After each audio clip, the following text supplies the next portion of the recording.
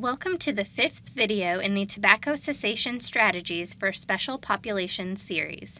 This video will be geared towards strategies that will help with smoking cessation among Asian American populations. This video was created to accompany the Asian American Outreach Toolkit, which is currently available to tobacco prevention and control coalitions through the Texas Department of State Health Services. In case you are interested in receiving Certified Health Education Specialist Continuing Education credits, this video will focus on the following competencies. 1.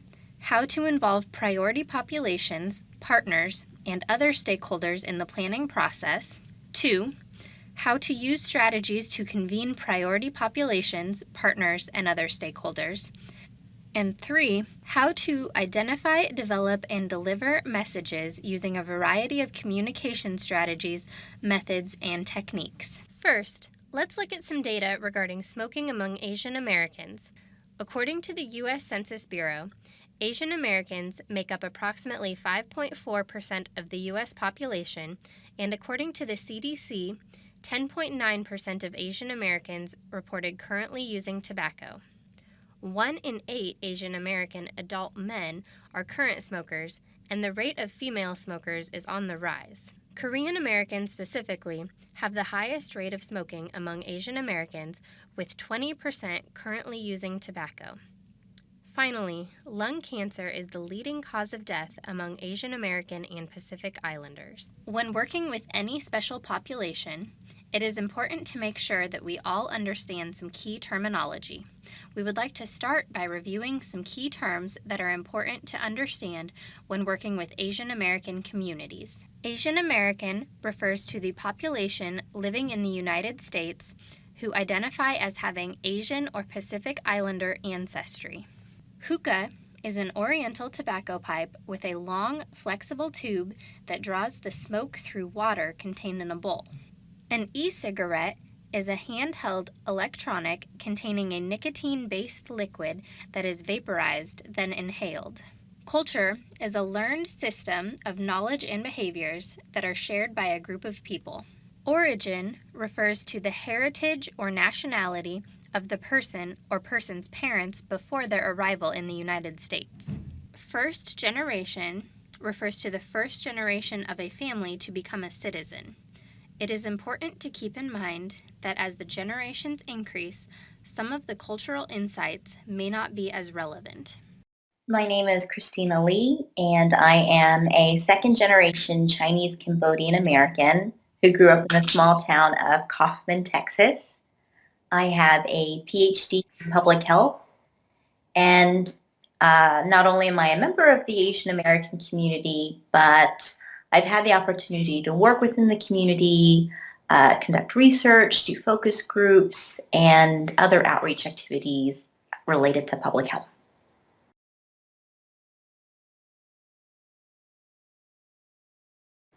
So I would suggest when tailoring smoking cessation or any health-related messages to the Asian American community, to keep in mind that Eastern culture celebrates collectivism and family more so compared to Western culture that tends to celebrate individualism.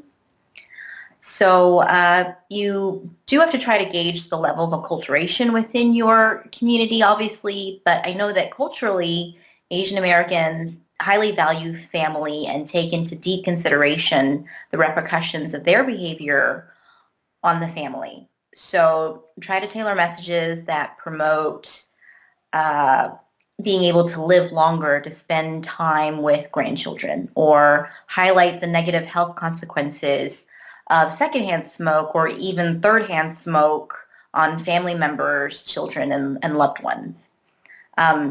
I have a great uncle who had smoked cigarettes for decades, and what ultimately got him to quit was my cousin, his grandson, who I think maybe he was like 6 years old. After learning how smoking causes cancer, he would beg my great uncle to quit smoking, and literally every time my great uncle would go smoke a cigarette outside, he'd stare out the window with tears in his eyes. So that was a pretty effective trick. Get a 6-year-old that you love to cry every time you lit up a cigarette. So that was pretty effective.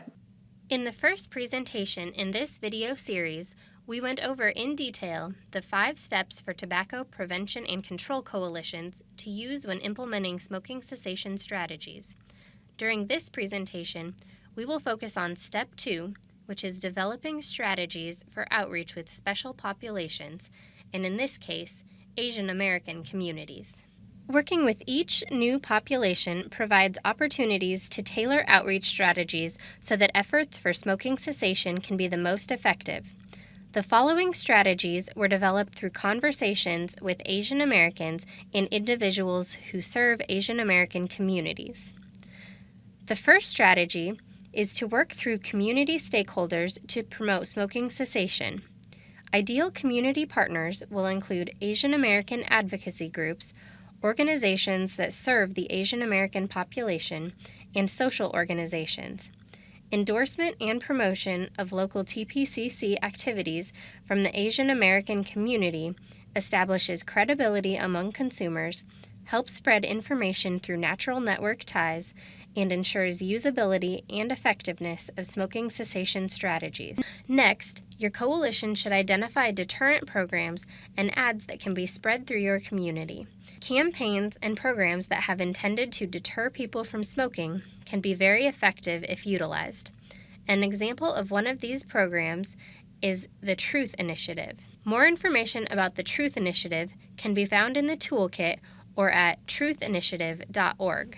Another way to encourage smoke-free environments is to have companies adopt smoke-free policies and insurance incentives for being smoke-free. One way to accomplish this is letting businesses know all of the benefits that can come from a smoke-free environment, such as lower risk of injuries, reducing insurance costs, reducing cleaning costs, and reducing potential legal liabilities.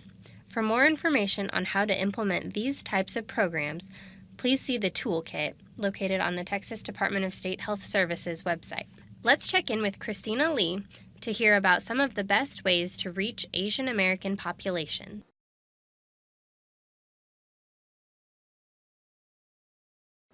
I think the best way to earn trust in a new Asian American community is to get someone that they trust, someone that they highly regard, whether it's a community leader, an elder, someone to join in and be a part of your cause or be a part of your smoking cessation program.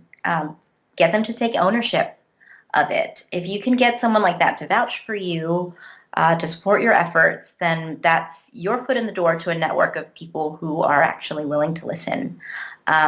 Basically, close-knit Asian communities trust each other's recommendations and advice.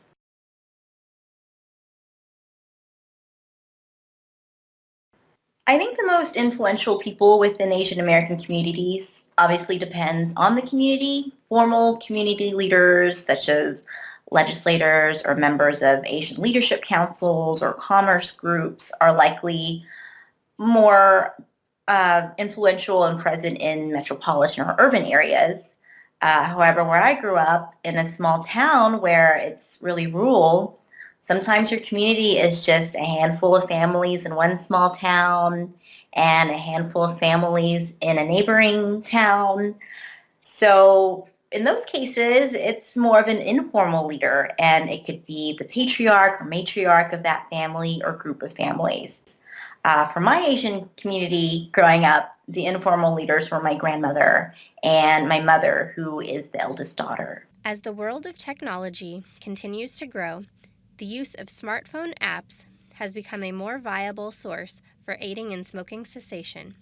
There is a variety of apps that are currently offered on the market that range from free to upwards of $10, and all have various features that are designed to help people quit smoking. A couple of apps that TPCCs can promote within the Asian American community are Smoke Free and Quit Smoking, Quit Now. Smoke Free is an app that tracks the amount of money you have saved over time, the amount of life regained in hours, the number of cravings you have resisted, and various health indicators that have improved over time, such as blood circulation. Another feature is the Missions tab, where one can earn badges for completing tasks related to smoking, an example being 50 hours smoke-free. The Quit Smoking Quit Now app is an app that offers many of the features highlighted in the Smoke-Free app, but it also gives the user access to a supportive community where the user can communicate with others.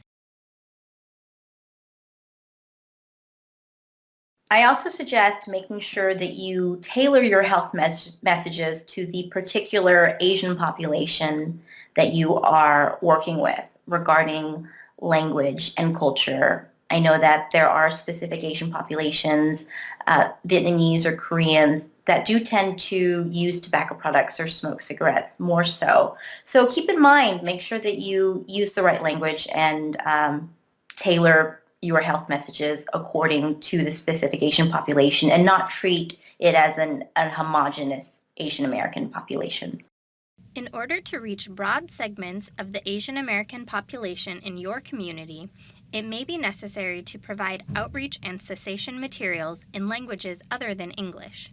The CDC currently has fact sheets and resources available in a variety of Asian languages.